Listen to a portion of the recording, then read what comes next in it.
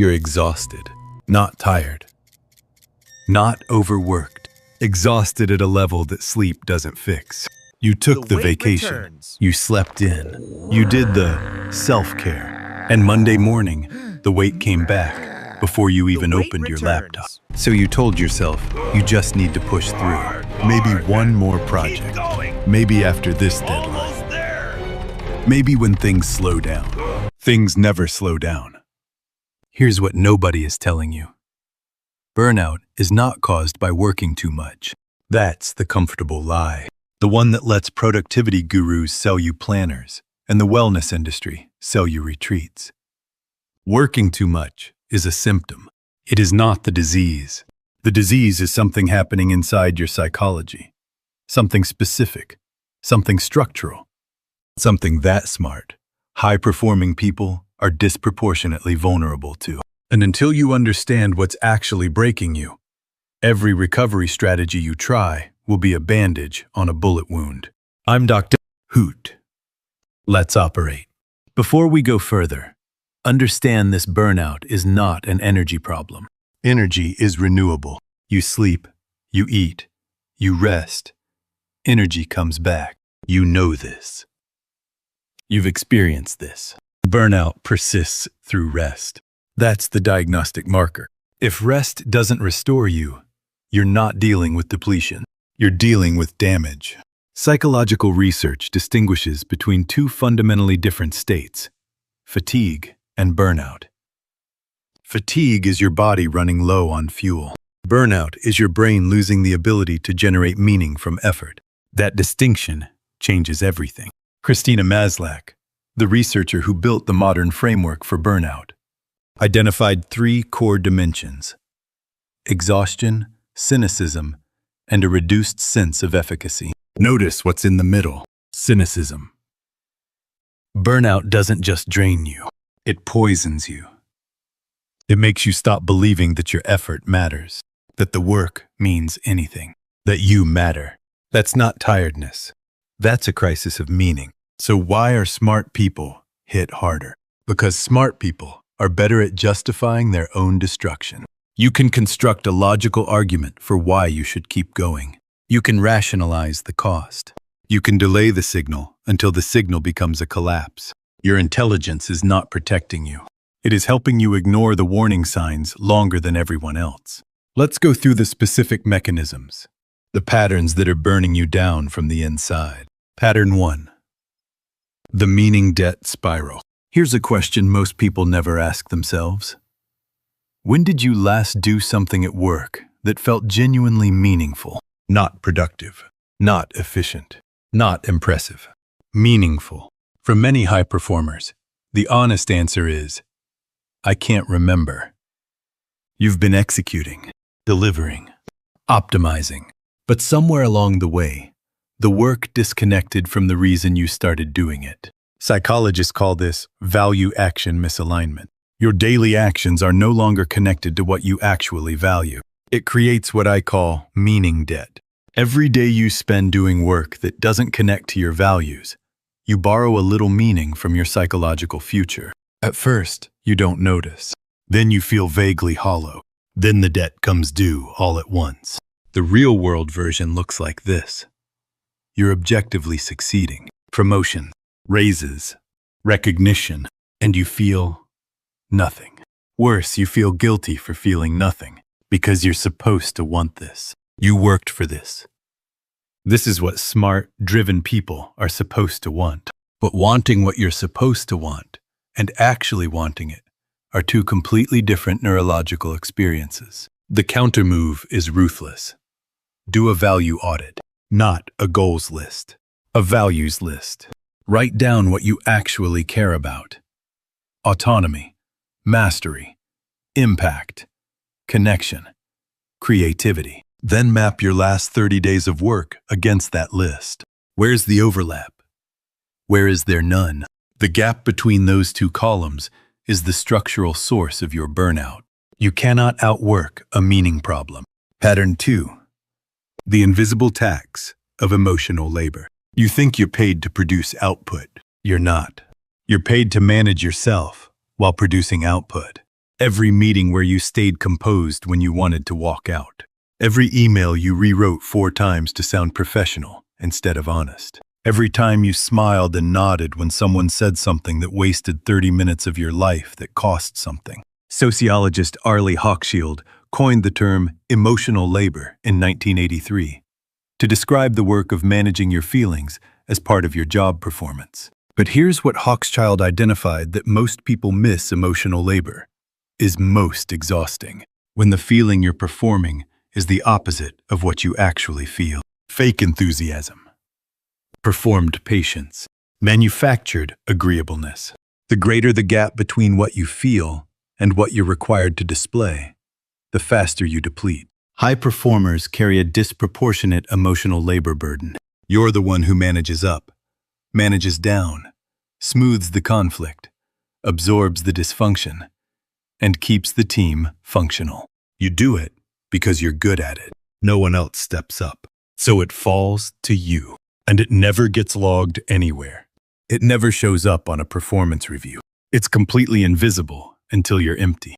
The counter move: start tracking it. Not to complain, to see clearly. Every week, identify the 3 interactions that cost you the most emotional energy. Ask, is this a legitimate cost of my role? Or am I absorbing something that isn't mine to carry? Then, strategically, start redistributing. You are not a shock absorber. Stop performing emotions you don't have for people who aren't paying attention anyway. The most expensive thing you own is your emotional capacity. Stop giving it away for free. Pattern 3. Identity fusion. Tell me who you are without mentioning your job. For most high performers, that question creates a very long, uncomfortable pause. You've fused.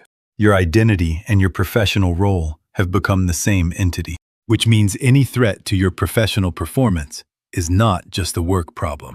It's an existential crisis. A missed target isn't a setback. It's evidence that you're not who you thought you were.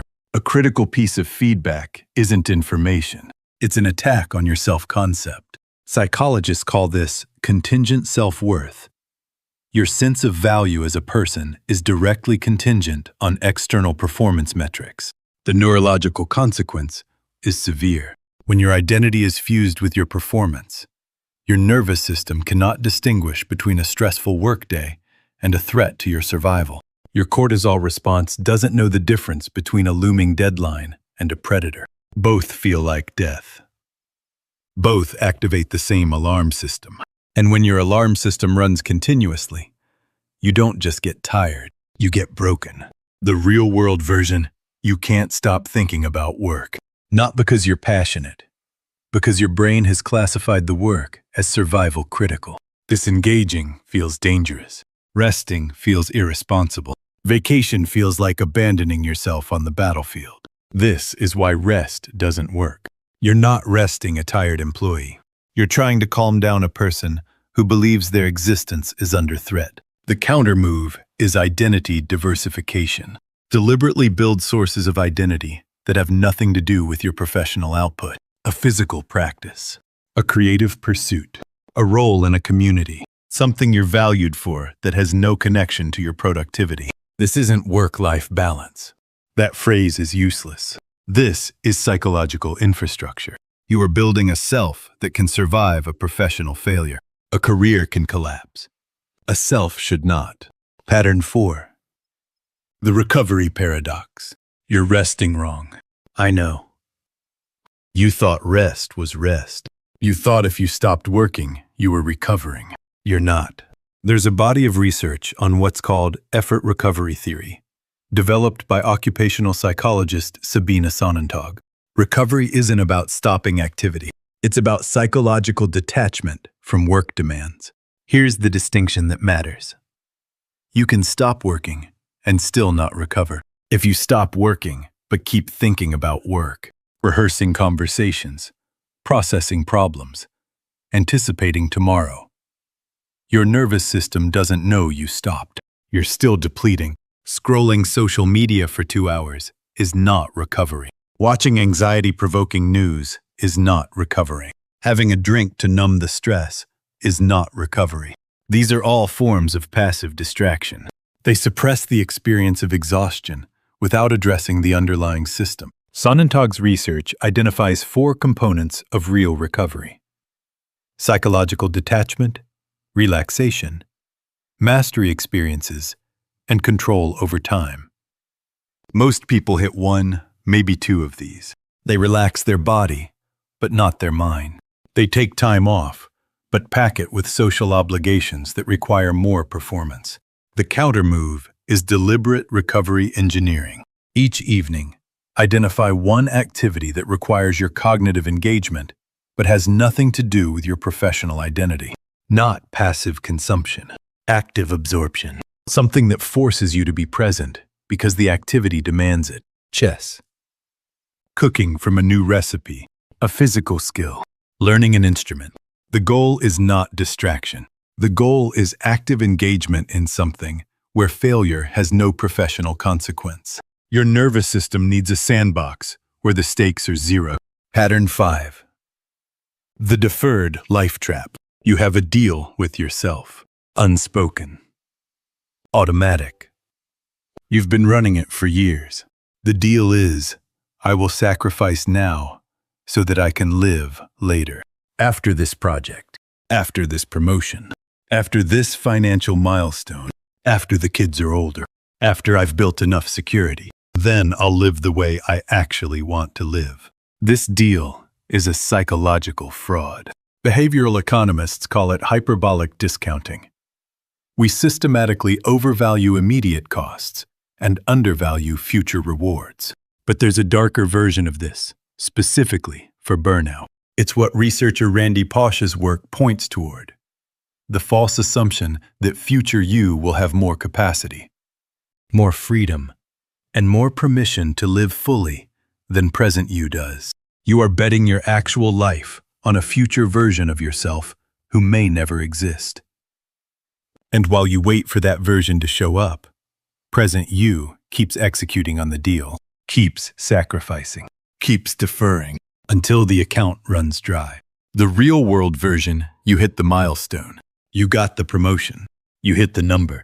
And instead of feeling like you can finally breathe, the goalpost moved. Because it always moves. The deal restructures itself. There is always a new condition on future permission to live. The counter-move is injection, not replacement. You don't blow up your ambitions. You inject non-deferred living into your present life now. Not after. Not once things stabilize. Now. Identify one thing you've been deferring and pull it into this week. Not a vacation. Not a life overhaul. One small thing that says, I don't only live in the future. Your future self cannot cash the check your past self wrote. Only present you can spend time. Now let's connect all of this. 5 patterns. 5 different mechanisms. But if you look at what they share, there is one root error underneath all of them. You are treating yourself as an instrument, not as a person.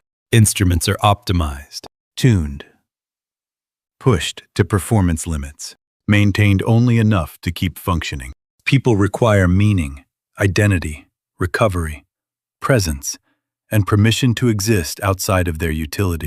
Everything we've covered today is a variation of the same failure. You have applied the logic of a high-performance machine to a human nervous system. And human nervous systems don't respond to optimization. They respond to meaning. The insight isn't work less. The insight is you have been managing your life from the outside, from metrics, from milestones, from what an impressive life is supposed to look like.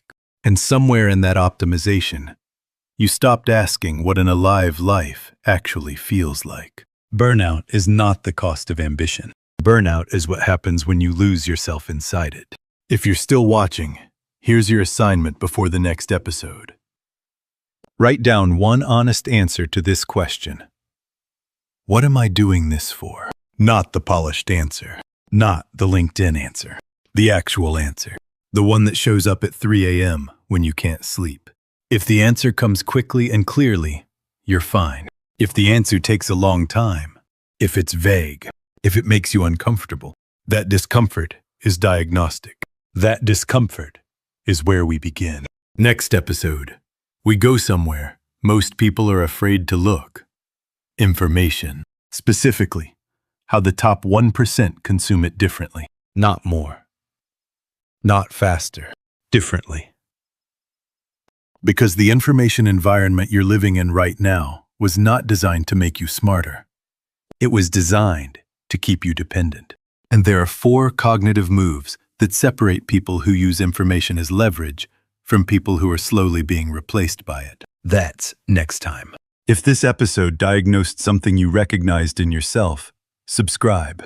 Not for me, because the next episode is built on this one, and you don't want to come in halfway through the operation. Dr. Hoot. See you there.